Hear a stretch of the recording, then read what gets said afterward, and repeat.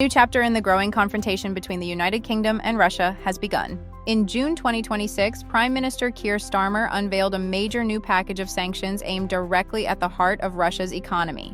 The measures target Russian oil exports, military supply chains, financial networks, and companies accused of helping Moscow bypass existing restrictions.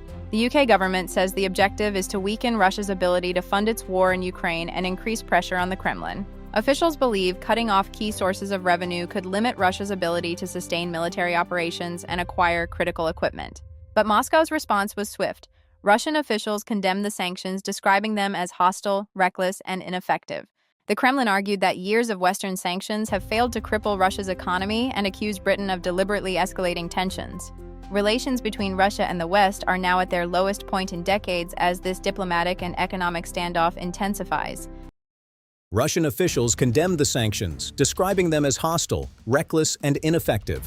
The Kremlin argued that years of Western sanctions have failed to cripple Russia's economy, and accused Britain of deliberately escalating tensions at a time when relations between Russia and the West are already at their lowest point in decades. The dispute comes amid growing warnings from military and intelligence officials across Europe. Defense spending is rising, NATO forces are expanding their presence across Eastern Europe, and governments are increasingly discussing the possibility of future security threats on the continent. Supporters of the sanctions argue that stronger economic pressure is necessary to challenge Russia's actions. Critics warn that every new round of restrictions risks pushing relations even closer to a dangerous breaking point.